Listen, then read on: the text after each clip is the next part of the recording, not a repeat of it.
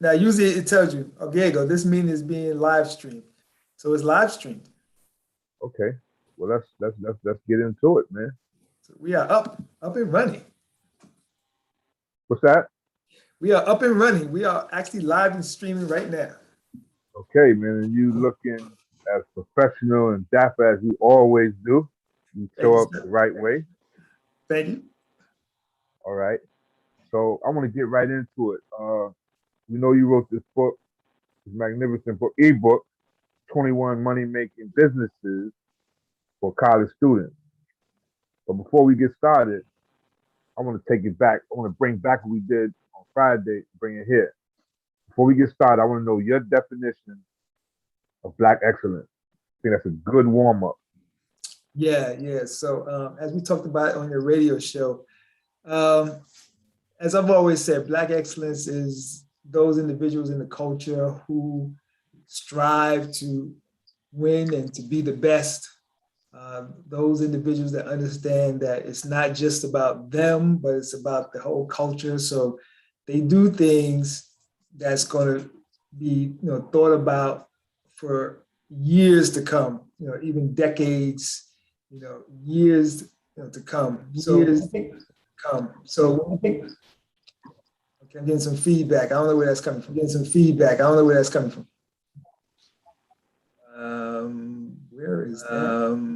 Where is that? Do you hear the feedback? I do. I do. I don't know what happened. Did something change? That would be, we have to check in with Mr. Engineer. Okay. All right. So as I was saying that, okay, I don't hear you longer. Good. So as I was saying, Black excellence is You're tuned in to APR, Grant Houses Community Radio, the soul of the Upper West Side. That was a station ID, Cliff. Okay, good. I'm learning this stuff as I go along. I'm learning too. So yeah, so those individuals that that strive to, to be the best at what they do, whatever that may be, and understand that it's just not about them, but it's also about the culture, and it's also about leaving a legacy, for us as a people and for wherever they are in the world, whatever country they are in the world. We're in America, so they can leave a legacy for those people here in America. So that's always been Black excellence to me. So I saw a short video. Someone was interviewing JaVale McGee. He had won one or maybe two championships with the Warriors. He was asking them about the Warriors. He was saying that, listen, that is a first-class organization, very well run. It's a players' first organization. He said they would have times where they would take their family on certain trips, take a good friend on certain trips, when they're traveling on the road. And he just said this is a well-run organization. So how does a community, a family, run their family, their community like a well-run organization? How's that? Like the Warriors do. I'm a Warriors fan. Just the information. I'm a big Warriors fan also, and we had discussed this, and one of the things I usually say is a well-run organization should be run like a family. It shouldn't be so much the family is run like that's right. A well-run organization, right? Wherever you go and you see top-notch organizations, when you speak to the individuals, they'll always say the same thing. We're like family. The coach is like my father, or the coach is like my mother. My teammates are like my brothers or my sisters. They always go back to the family, and that's because family was here before organizations. Organizations created a lot of their policies and procedures. Thinking family. Now, what am I talking about when I talk about thinking family? Well, as we know, Ricky, in family, we have disagreements with each other, but we still love each other. We will, in families, we have we may have the head of the household, maybe a man, in these days, it could even be a woman, but they're the head of the household. Well, organizations, you have, the head of the organization, and these individuals, they will definitely run things the way they see fit, but they also are there to kind of teach individuals that's a part of the family how the family should be carried forth. A lot of times when we were young, our family used to say, you're not going to embarrass the family. Don't embarrass the family. Well, same thing with these organizations. They say the same thing. Run our ship a certain way, and we're not going to allow you to embarrass the organization. So,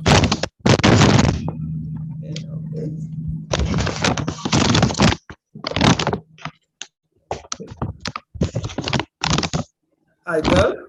Hi, Doug. Go ahead, continue. Oh, okay. Thank you, Doug.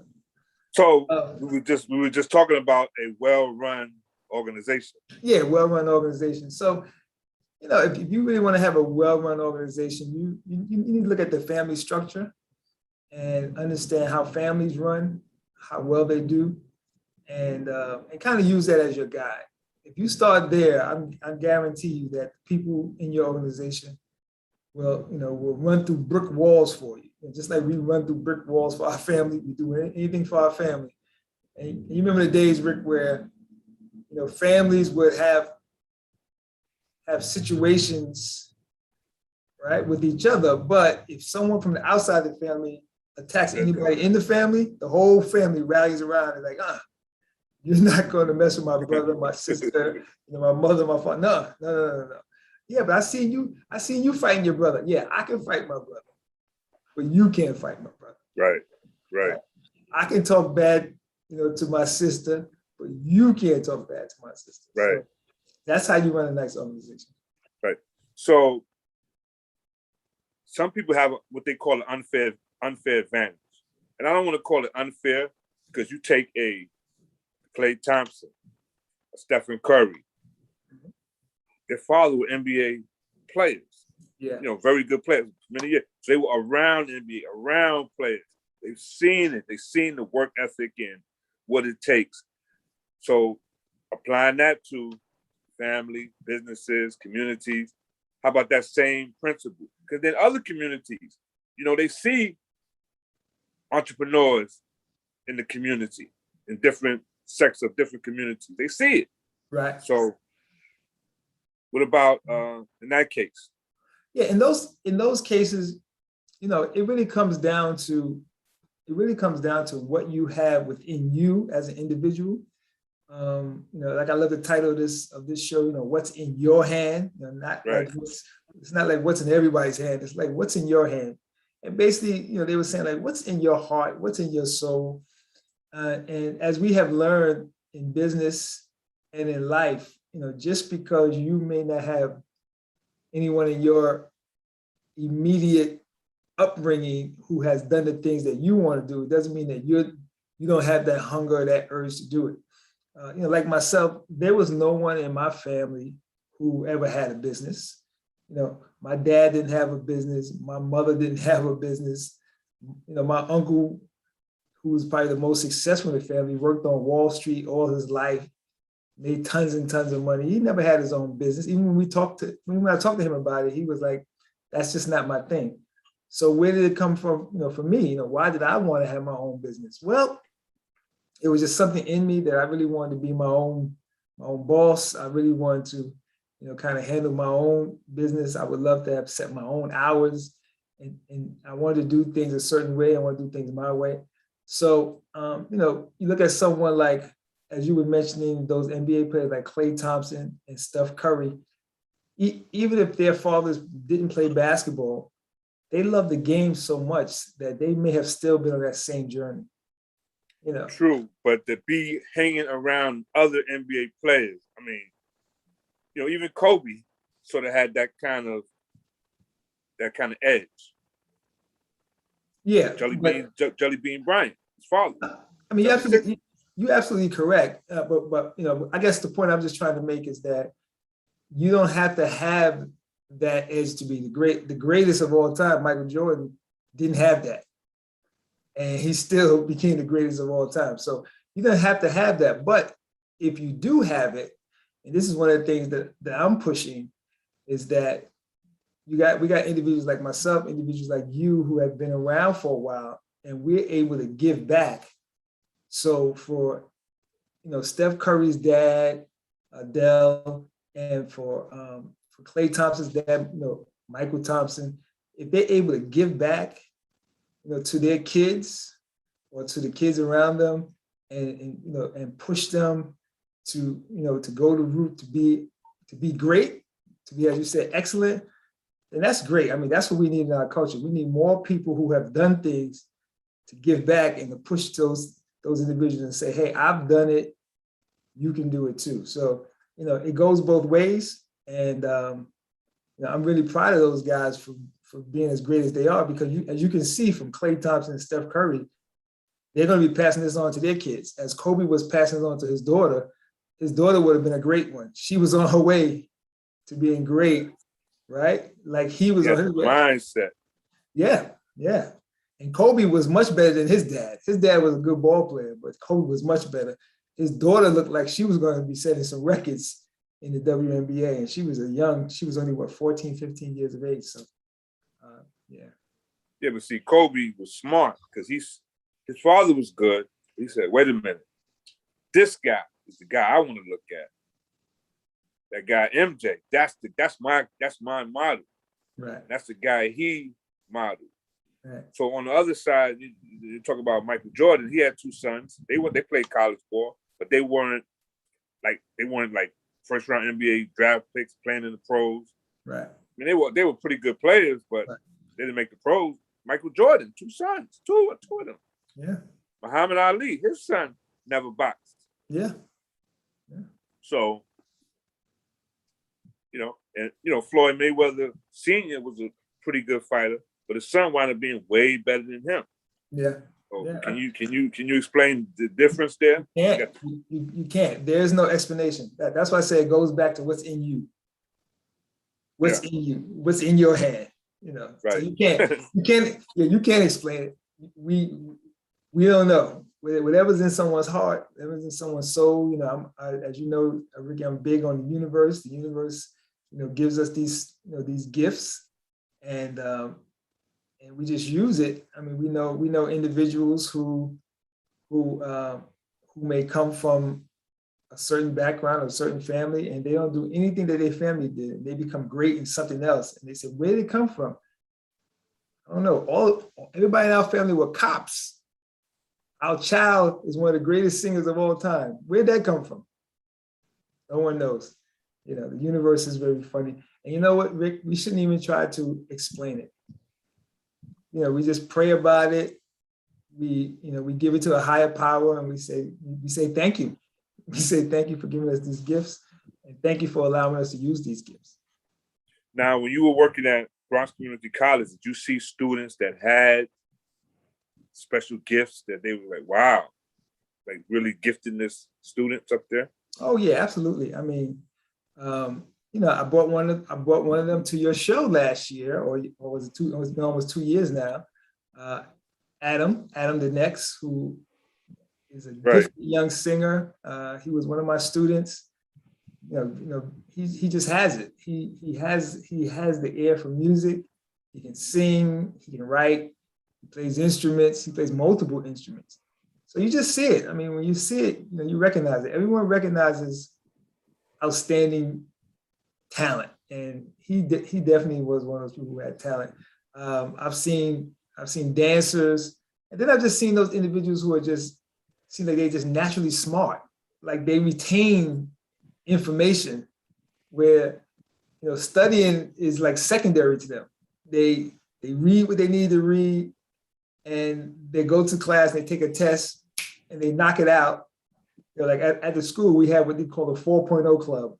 In my group, we created the 4.0 club. And these guys and girls who are 4.0 students, it's just natural. I mean, they do study, they work hard, but it seems so effortless, to them. And that's how, when we look at talented people, we can't believe how effortless they seem to be able to do things. And at first I didn't understand that, but I remember as I was telling you, Rick, even though you know me as playing basketball, I actually was a better baseball player. I was an outstanding baseball player. And I used to play center field. And I mean, I had great speed. I can cover the field. And I used to make catches out there. And people used to say to me, man, we don't know how you did it because you look like you're not running fast. It looks like you just gliding and you're catching these balls. And I was like, you know, after a while, as I got older, I realized that I had a special talent that everyone didn't have. I had an instinct for the ball. I was able to get to it with no problem. And I was much better than, you know, than many people. So, you know, and like I said, in my family, you know, no one played baseball. I don't know anybody in my family who ever played baseball. It's not, when I was a kid, you know, my mother and father wasn't taking me out there to play baseball. They was like, go out and play. And I went out and played, and I played baseball, and I became really good at it. So, yeah, so you do spot talent when you see it, man. There were a lot of kids at Bronx Community College who have a bunch of talent. I mean, I'm still at Bronx Community College, so it's great. At City College, they have a physician's assistance program at the college. Yes. And one day I was talking to one of the security officers, and she was telling me that it's a difference. You can see it, the way they carry themselves, the way they walk, the way they talk, between them and the other students. It's a huge, it's like you can see the difference. Yeah, yeah, you can. And it's incredible that, you know, that you can see it, but yeah, the way people carry themselves, you know, when we used to play ball, when we used to play basketball, Ricky, we would look at the layup line at a basketball game, and we were playing, and we would look at a layup line, because from the layup line, as a ball player, you can look from the layup line and tell another good ball player. They just carry themselves differently. They shoot a little differently. Everything is effortlessly being done. And you looked and you said, oh man, that guy can play. And one of the great stories, Ricky, is you may have heard this story. In 1969, when the Knicks won the NBA championship, and remember, Willis Reed was hurt, and no one knew if he was going to play in that 7th game against the Lakers. And they said that as they was, and Walt Clyde Frazier tells the story all the time. He says, when we were on the layup line, and Willis Reed, you know, did that famous walk where he walks out of the tunnel into the garden, and the crowd goes crazy because, oh, Willis is playing. And he said he looked down at the other side and seen the Lakers' faces, and their faces just dropped like, oh man, here come Willis Reed, here come the captain, right? Yeah, because you just know it. You see someone and you go, man, that guy can play, and we in trouble, you know. So. And I think he hit his first 2 shots too. Yes, he did, and then the rest was history as Walt Clyde took over the game. And, Clyde went to work. And they beat the Lakers, yeah. But you can see it, you know. You can see it. Walt Frazier was one of those guys, Ricky. You just seen it in him. He came from a small school, the Southern Illinois. You know, his name wasn't on the map around the country. The Knicks drafted him because he had such a great NIT at the Garden that the scouts was like, hey, this kid can play. We need to draft him. And they actually drafted him because of what he did in the NIT tournament at Madison Square Garden. And then the rest of his history, he became a Hall of Famer with the New York Knicks. So you never know. You know. That shows, you know, for the people that were watching, that shows that they were doing their job. Yes. They caught that talent. They saw it. It was like, let's get this guy. Yes. I guess you get a lot of talent like that. So I didn't know you played baseball. Yeah, I know you didn't know that, Rick. I know you know. I said, I thought it was. I know you mentioned your basketball game. I remember you mentioning that you had a pretty good jump shot. Yeah. You know. I'm gonna send you some pictures, Ricky, of me playing basketball. Our engineer is a Rucker legend. Brother that's engineering the show right now is a Rucker legend. So anytime I bring a basketball person, I like to compare notes. Who that? Doug Frazier is a basketball legend. He was a Rucker legend. He was up there doing his thing, scoring 50 points in the game. Okay. A few times. So nice. Yeah, he playing. He working out with Joe Hammond, playing with them guys, Gus Williams, Ray Williams. Yeah. So he's in the game. Yeah, I may have played against Doug, you know, back in the day when I know I played against those guys when they were kind of older, than I was at that time. So maybe I could have played against Doug back in those days. I went to school with Kevin Williams. Yeah, I played against Kevin. Yeah. You went to Hughes? Yes. Charles Evan Hughes? Yeah. I went to That's where all the Brandeis. bad kids went. That's Nah, where that's not true. That's not not true. smart kids went. No, that's not true. That's not true. Y'all were I talented. mean, the whole block went to Hughes. No, I understand. I mean, y'all were talented. Listen, I went to Brandeis. We played against y'all. I played against Kevin. I knew the whole team. You know, Kevin, Steve, and Ted Campbell. Would you play with Ted Campbell? well, Ted. No, Ted was before me. Yeah, Ted was before Okay. me. He a little older than me. He was before me. After Ted left, I came on the team. I only played 1 year. Yeah, He had a decent game, man. He could play some basketball now. Ted Campbell. No, Ted Campbell was one of Brandeis's better players back in the day. Yeah, he was a good ball player. Okay. Yeah, that was great. So last thing about Brandeis, from my recollection, that people went to Brandeis, they always had to keep themselves, you know, tight. They had on all the night. I mean, that's the impression that I have from Brandeis. Is that right?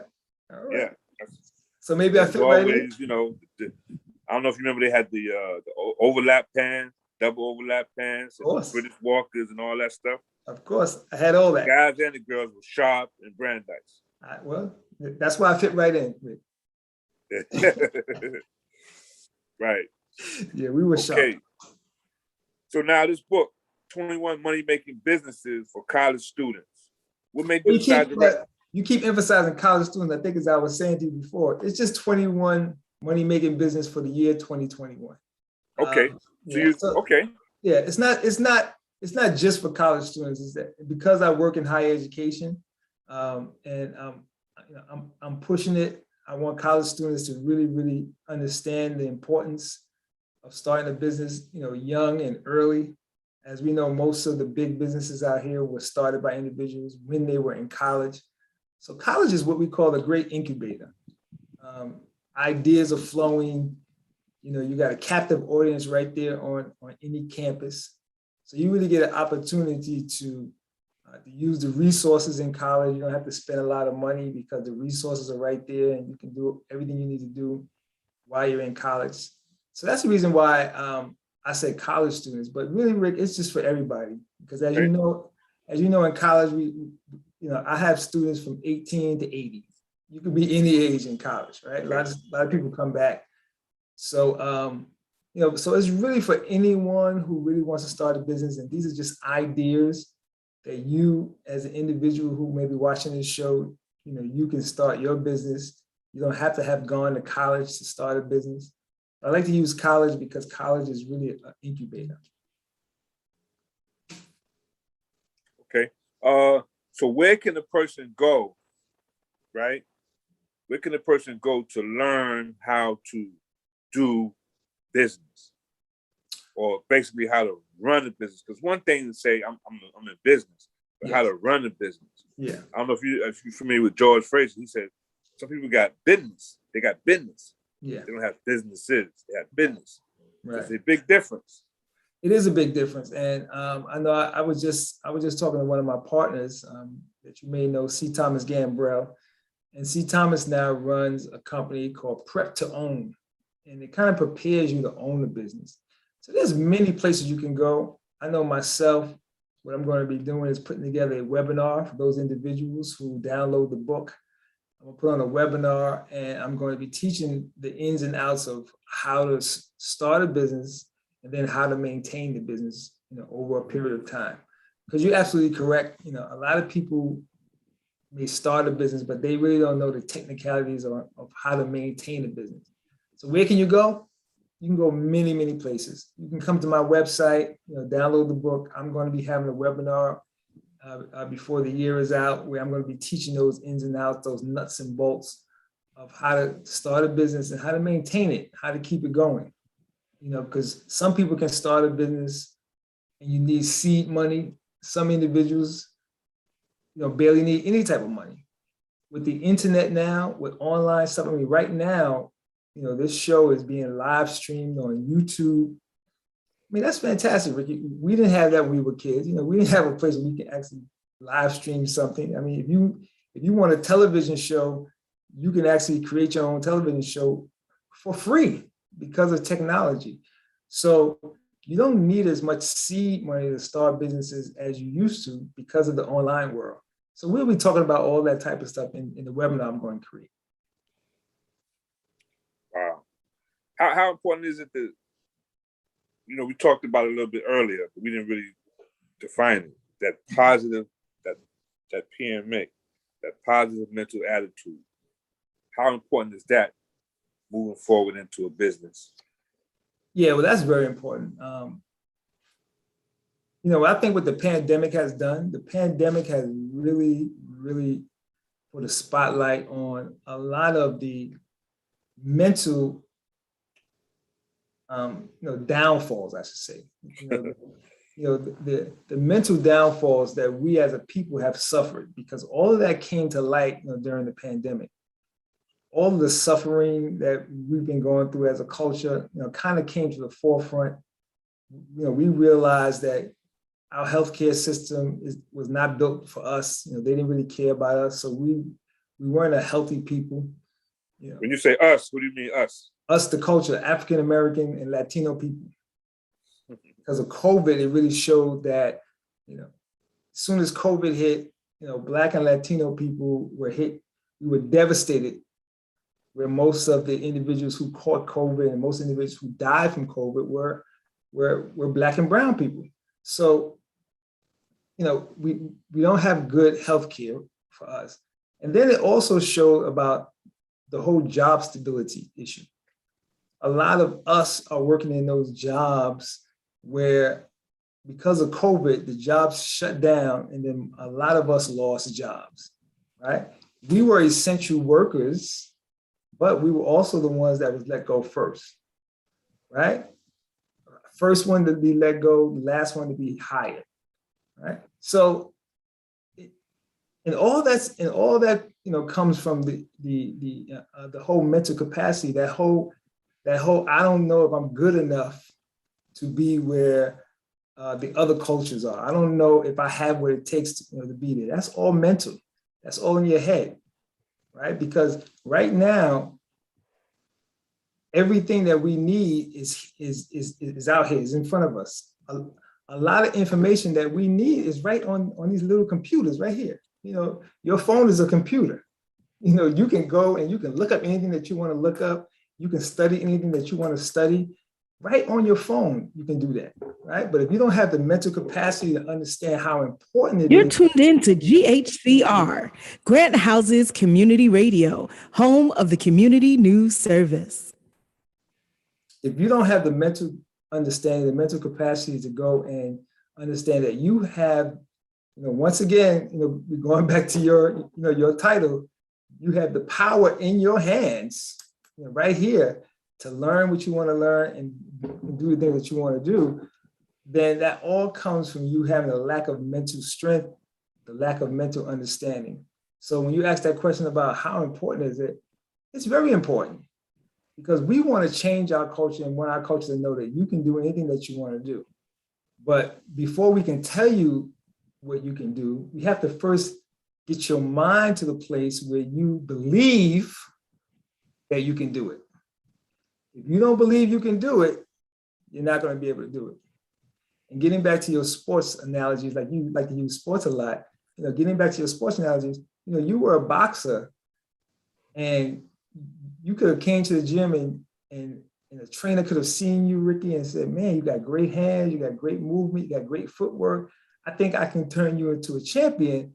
And if you look at them and say, man, come on, that's ridiculous. I can't be no champion. I'm not going to be able to do that. Ricky, that as soon as you go in the ring, you get knocked out because your mind is not right. You don't believe it. You just don't believe it. And until we can help you, get to the point where you believe in yourself, then we can definitely start training you to become, as you said earlier, become excellent in whatever you want to do. I know a lot of times at the college, I'm talking to my kids and I'm telling the kids, I said, listen, y'all can do whatever you want to do. Just come to me, come to my partner, tell us what you want to do. We're going to support you. We're going to do whatever we can to get you to achieve your goals. but you first have to believe it. I can't tell you what you can do because you're not going to believe you can do it. You have to believe it. And that all comes from that whole, mental awareness and mental toughness. And it takes practice. As we know, Ricky, the brain is a muscle. Right? The brain is a muscle, right? And you got to train it. You got to train that muscle. You got to prepare that muscle. And our job is to prepare the muscle. So we've been around for a long time now. I'm actually going into this is my 60th year. I can't believe it, Ricky. I'm going to be 60 this year. Can't believe it, man. But I got all this information and I just want to help, my people, do well by helping them train that muscle up here. And once I get them to be trained, then the sky's the limit. You can do whatever you want to do. Yeah, but we at a critical point now because as it seems like we are not moving, we're pretty much in a entrepreneurial economy right now, like we were saying earlier. Yes. So I think people have to step up their game and realize that, hey, it's in their hand. Yeah. Well, what would you say about the fact that we are, I don't want to say we're moving into an entrepreneurial economy, but we are in a entrepreneurial economy. No, we're there. We're absolutely there. Right now, the statistics says that out of all the groups that starting their own businesses, 17% are African-American women. African-American women are starting businesses faster than anybody. 17% is them. Number 2 are white males at 15%. Number 3 are white females at 13%. So African-American women have recognized, and they've always recognized, that if it's going to happen, it has to be up to them. And they're starting to push. And you're absolutely correct. They are, we are in an entrepreneurial world right now because of the internet and all the technology. You can start a business just like that. And African-American women are understanding that. What I'm attempting to do is I'm attempting to push my African-American males and Latino males to kind of stay with them, to kind of catch up with them so that, they won't be out there all by themselves. As we know that, you can accomplish a great deal on your own, but you can accomplish so much more if you have a partner, if you have a team. You can accomplish, so much more. I mean, just me advertising my book wouldn't really happen if I didn't have someone like you who says, "Hey, Cliff, come on my show and you can talk about your book." I don't have my own radio show or my own online show like this where I can advertise my book. So you need a team. You need a team of people. So yes, we're there. We're in the entrepreneurial world, and if people don't get on board, they're going to be left behind, and they're going to be caught the way they were caught when the pandemic hit. And the pandemic, catastrophe was similar to the 9/11 catastrophe. I think you heard that story, and I was telling you about myself that I was in the World Trade Center. Wow. 9/11, when 9/11 hit, when the first plane hit, I had just came up the PATH train. I had just finished taking my son to school. My son he goes to school in Newark, New Jersey at that time. He was 11 years of age at that time. Just dropped him off at school. So it's like 8 something in the morning. I take the PATH train to New York City. And when I come upstairs from the PATH train, it's chaos. And people are running around like, what's going on? They said a plane had just hit the World Trade Towers. Wow. Yeah, so so my instincts kick in. I'm from Harlem. I understand. My spider senses went up, and I realized, okay, there's trouble here. How do I get out of it? My spider senses kicked up. My Harlem senses kicked up, and World Trade Center has a tunnel that goes from the World Trade Center all the way to Chamber Street.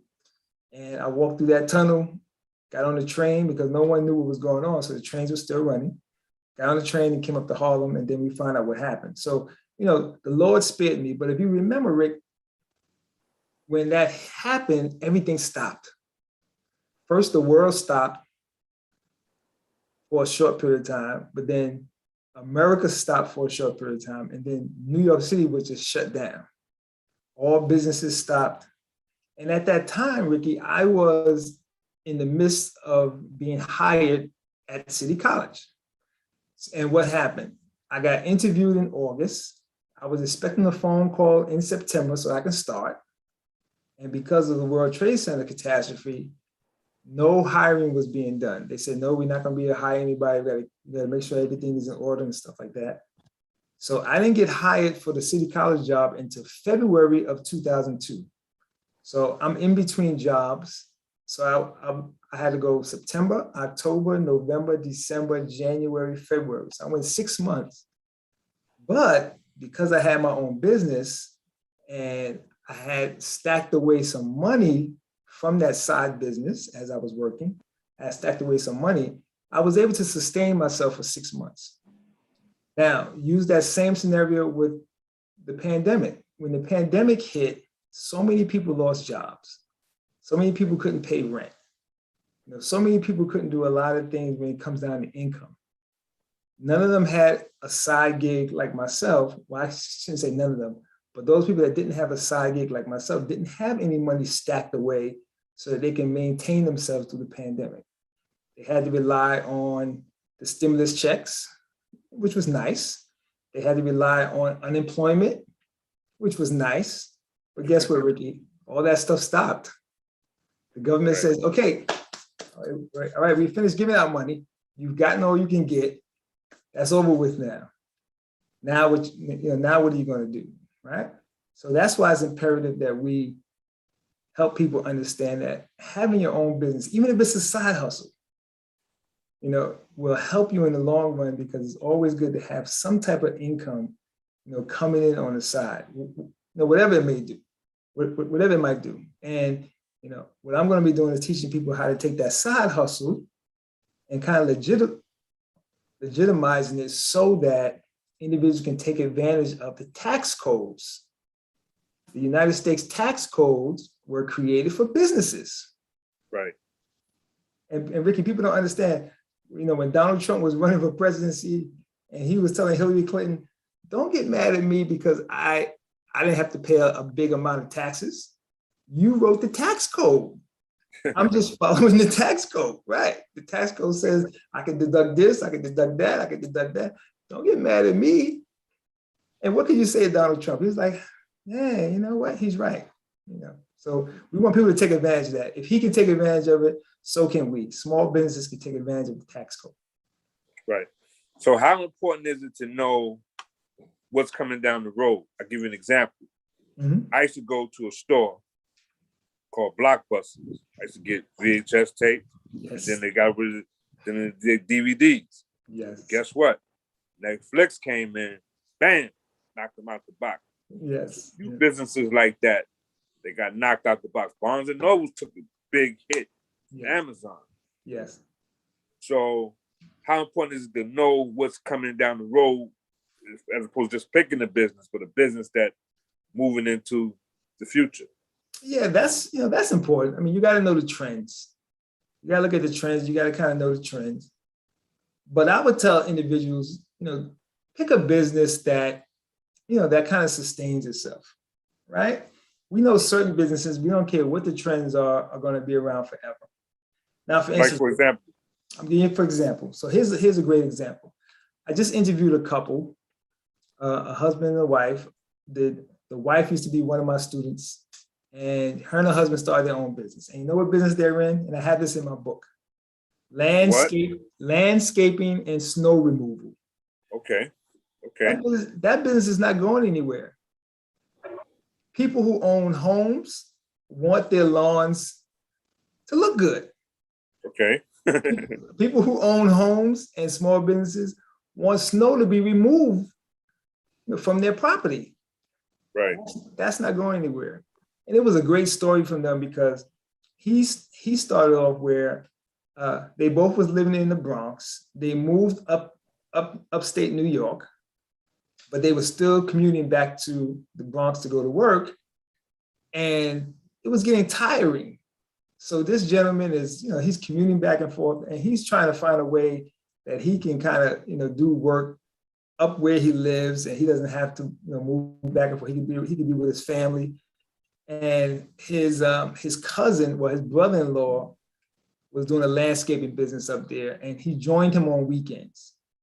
And when he joined them on weekends, he realized that this is a pretty good business, right? He started making some good side money. He bought his own equipment, bought his own truck. He bought his own, lawn mowing equipment and snow removal equipment. And slowly but surely, he built up his own business. And now he's full-time. Him and his wife are now full-time. She says, Mr. Marshall, I'm out there and people see me out there, mowing lawns and cutting the grass, and they say, wow, a woman is doing that, but women are getting into that business also. Right. Because that's a business that's not going anywhere. So yeah, you can follow the trends and stuff like that and be prepared, but you know what, there are businesses out there that's just not going anywhere. Women will always wear jewelry. You start a jewelry business. I know a colleague of mine, I'm going to be interviewing her soon. She started a jewelry company. Women and men, we love jewelry. That's not going anywhere. That has nothing to do with innovation or anything like that. Certain businesses are not going anywhere. We still love to go to the local bodega and buy us a sandwich. That's not going anywhere, right? I don't care what type of innovation they have, that business is not going anywhere. Certain businesses are not going anywhere, and you can get into those businesses and you can do well in those businesses, right? And now with the internet, you can teach whatever you know online, and there are thousands of people who want to learn what you can teach. You can do that right online. You can sell those lessons. Those are not going anywhere. So yes, it's good to know what's coming down the pike, but you know what? The majority of the time, people don't really have to know a lot of that new innovation stuff. We don't care that the white people are going to the moon. What do I care? You're going to the moon. You go ahead to the moon, you go to the space. I'm not looking to do that. I'm looking to stay right here on Earth. And I need to do what I need to do, right here. So they want to spend billions of dollars by building ships and rockets and going. We don't care about that stuff. That stuff is irrelevant to normal, everyday people who want to earn a living. Yeah, wow. I mean, that's but the other thing that you mentioned it, having your healthcare in place and really have a tight healthcare game plan or game. Having that tight. There's certain areas of our lives that we kind of just, I think, took it for granted. Yeah. And one of them is healthcare. Yeah. Especially for men. You mentioned culture, especially for Black men. We have to really take care of our health and have our health game together. Yeah, I don't necessarily believe that we took it for granted. It's just that our history, Ricky. Healthcare has always used us as guinea pigs. Okay. Right. So, when Black men, because of Tuskegee experiment, Black men, we just don't trust the healthcare industry. So it's been very difficult when they say, hey, come take the vaccine. It's like, wait a minute. Last time you told us we were taking the vaccine, you was doing an experiment on us. Right. So we're not going to rush down there to go to the doctor, go to the hospital. I mean, it's been proven through statistics that Black women who have female issues, pregnancy issues, the doctors don't treat them as well as white women. We have a lot of fatalities, right? A lot of our Black women are dying in hospitals where they're supposed to be taking care of us because the doctors feel that we have this high tolerance for pain. What makes you believe that, I have a higher tolerance for pain than this white woman right here? She's feeling the pain. I'm feeling the same pain. Well, no, you can take it. No, we can't take it. We can't take it. So it's the healthcare industry hasn't been good to us. So we're not running to the healthcare industry. That's like saying, hey, listen, you was involved in a crime. Why don't you call the police? Well, the police hasn't been good to us. I'm a Black man. Something just happened to me. Am I going to call the police who are known to, who are known? I'm sorry, what'd you say, Rick? You frozen?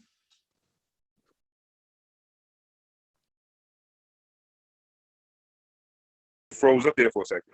I'm seeing you. Yeah, Can you still hear me?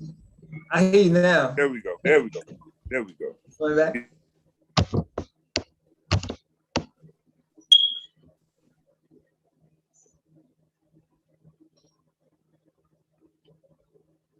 So one of the things.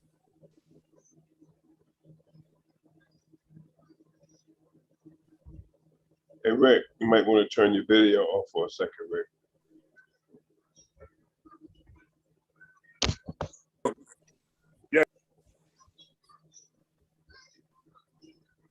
There we go.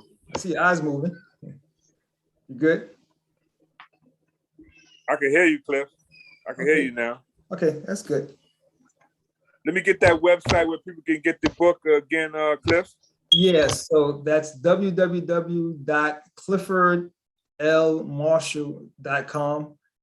It's right there. You can see my name right there, Clifford L. Marshall. The second, just don't put in the second, just put in cliffordlmarshall.com. Right. And you'll see the link to download the book. And I want all of you, whoever listening to the show, watching the show, go out and check out the book.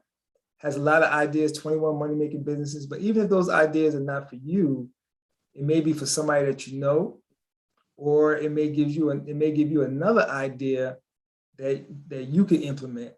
And right. That might not even be on the list. Yeah, it may not be on the list yet, but it may be similar to something that's on the list, and you can go ahead and you can check that out. And then, as I said, I'm going to be doing a webinar where I'm kind of go through the nuts and bolts of how to start your business, how to create a name, for your business, how to maintain your business, what type of income, not income, but what type of seed money you may need to start your business, how much you should charge for your business, all these type of little things that individuals don't know, and it makes them afraid to kind of step out on faith. I interviewed a young lady who is in the affiliate marketing business. And for those who don't know what that is, affiliate marketing business is a business where you promote someone else's product. And if you promote someone else's product and they go and they buy the product, the business will give you a percentage of what they spent. And this is really big with Amazon. If you look at Amazon, a lot of Amazon have a bunch of affiliate marketers. So if you go on any type of YouTube show and they'll say, hey, this is a great product, and they say the link is in the description, when you look at the link, it'll be an Amazon link. And that's because they're affiliate marketers. If you click that link and you buy the product, they get a small percentage of that. That's affiliate marketing. So she just started that business, and it's going so well for her now that she's looking to go full-time next year. So these are just, these are just ideas. Like the person I just talked about earlier, the landscaper, he started that, him and his wife started that landscaping business in 2019. Right. And now he's full-time in that business. He was able to stay home, where his home is at. Him and his wife do the business together, and they're doing some great things. I just got finished talking to my partner, C. Thomas, who he started his business 20 years ago, but he was on Wall Street. He was making six figures, on Wall Street, was making a lot of money, but he always wanted to be his own man, wanted to be his own boss. And he started a consulting business, and now he consults with business organizations. He consults with people. He do coaching now. So there's just so many things that we can do. And a lot of the times we're just afraid. We're afraid, Rick. We're just afraid. Well, you know what? It's good to have somebody like you, because I told you on Friday that I see we have you to hold our hand and take us through the process, right? Mm-hmm. When I got into boxing, I didn't have anyone that I could say, hey, uncle, a cousin, a family member, somebody from my neighborhood that I knew. I knew no one that was boxing. Right. I saw Muhammad Ali on television. It inspired me. I saw Ray Leonard in the Olympics with that whole Olympic team. I seen them winning, all the fights on TV. So that was my inspiration. I didn't have no one to hold my hand. I went by myself to the gym. So who, other than yourself, who could somebody look at as a model and say, you know what, that's somebody you should look at and watch them, and you can learn from them? Yeah, there's just so many out there, Rick. But you know what? Let's start with the big names that we hear about every day. Jay-Z. I mean, this young man has taken a street game and he built up a $1 billion empire. Jay-Z. Beyonce, his wife, she's more than just a singer. he's more than just a rapper. You know, these guys are business entities. Rihanna went into the clothing business, and she's built an empire where, you know, she made more money off her clothing line and makeup line than she's made, you know, singing songs. So these are just big names that, you know, that we can look at and go, you know, what did they do that made them so popular? And let me just cut in real quick. Jeff Bezos started off selling books. Yes. Online. Books. Yes. Online. Damon John selling T-shirts. There you go. So there's just so many people out there. These are big names that we're mentioning. The reason why we use these big names is so that, you know, you as you're watching it, you know, you can say, hey, you know, where did these people start? And, you know, what you just said, Ricky, it makes me emphasize how I talk to my young kids at the college, and I tell them it's important to read autobiographies. Read the stories about how people have lived their life. And you know what's even better? Read autobiographies of foreigners. Because, you know, we have it so good here in America where, you know, we think everything is like this, but when you read the stories of foreigners and what they had to go through in those third world countries, it's incredible. And then, you know, like when you read the story of a Nelson Mandela, I mean, come on.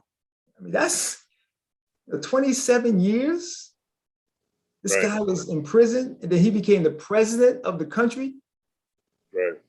And you know what, Rick, as you said earlier, it's all a mindset. Right. Imagine a mindset that you have to have. We have known many of people who have survived in American prisons, and they wasn't even guilty, but they survived American prisons, and they came out. They didn't become the president. This guy became the president of a country. Right. You know, so read those type of autobiographies of individuals.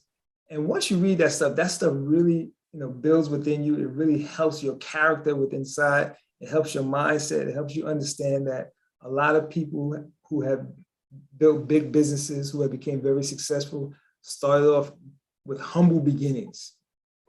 And, you know, listen, I had a humble beginning, and I look at myself and I say, man, you know, I want what I have for all of my students. All of my students are low income students. You know, at Bronx Community College, we have low income students. We don't have anyone that's making a lot of money. If their families was making a lot of money, they probably would go to a better school. Right. Right. And, you know, I'm just being honest. Bronx Community College is the neighborhood college for that Bronx area. That's around Burnside Avenue, University Avenue, 181st Street. That's low income territory, right? So those individuals that go there, I want them to understand that they can do well. Just like a person like me, I came from Harlem. I lived in a tenement, a 5-floor walk-up. You know, we had rodents that was in our homes, and we didn't live any place elaborate, but I was able to go to school, get an education, learn from some of the individuals, the peers around me, watch them grow. I was in the world of basketball, so someone like a Doug Frazier who was out there doing his thing, I'm sitting there as a kid, I'm watching them. I'm saying, man, he can do it, I can do it. I played ball. I played 4 years of college basketball. I played in some pro, semi-pro leagues. When I got older, when I got a job, I got into the music industry. I made some money. I got into network marketing. I started building my own business. I became a speaker and a consultant. I did all these things, and they can do it too. I bought a home. Everyone deserves that. Everyone deserves to live in an atmosphere where they don't have to worry. Have a child, have a family, and they don't have to worry about their family. And they can do it. Now, what if a kid, young man, young lady got in trouble and had to do time? How about coming out? Can they still make good of their life? They had to go to jail? Absolutely. No, absolutely. You mentioned Nelson Mandela was like the top of the line. Yeah, he's top of the line. But you know what, Rick? In my program, I'm a director of a men's program at Bronx Community College. I've had many of individuals who've had 3 strikes. I had one young man, he had 3 strikes. He said, Mr. Marshall, I thought I was done. That was back in the 90s where they had the 3-strike rule. 3 strikes, you're done. Yeah. And he's always say, and God bless me. I got out. God bless me. I got out. It wasn't for God, for the grace of God, I wouldn't have got out of jail. Got out of jail, he came to Bronx Community College. He worked with me for years. He got his degree. His side hustle, now get this, Rick, his side hustle was selling DVDs. This guy used to sell DVDs. He used to sell DVDs on campus. He used to come to all our offices and say, I got the new movie out, And that was, he was bootlegging DVDs, but you know what? That maintained him. That was his side hustle. Right. That maintained him. That kept him in school, right? We kept him in school because we used to tell him, if this is the way to get him to come back to the campus by telling him we're going to buy his DVDs, then we tell him, listen, we'll buy your DVDs, bring them back. Bring them back. That kept him coming back in school, right? Where he didn't have to be in the street. And he actually got his degree, and he just barely got it. He just barely got it. We worked hard with him. He just barely got it because this was a man that was in the street most of his life, was incarcerated 3 times, and he thought that he was going to be gone because it was during the 3-strike rule, and he thought he wasn't going to make it, and he made it, man. I mean, he made it. So now, but so I say all that to say that, yeah, we use Nelson Mandela, but we could have I could have used him when nobody knows his name. But yeah, we had a lot of kids that come through that have criminal records. And I mean, that's not unusual. I mean, someone like myself I look at myself, I've been highly successful. I was arrested. Yeah, I was arrested. Like why would a person who would want to arrest me? You know me, Rick. I'd be the last guy you would think would get arrested. But even I was arrested because, being a Black male in this country. I mean, what's that? I said, being a Black male in this country, it can happen to anybody. That's right. That's Yeah, right. Yeah. Let me get that website again to download the book. Yeah, that's cliffordlmarshall.com. And just go there and you'll see the link to download the book. And I encourage everyone to get a copy. You'll love it. 21 money-making businesses for 2021. 2021, right. Cliff, I want to thank you, man. Hey, I want to thank you, Rick. Keep doing that good work that you're doing. You're definitely making a difference. Hey, thanks a lot, man. I appreciate you. All right. Have a good one. Bye-bye. All right. Rick Young signing off. What's in your hand? What's in your hand?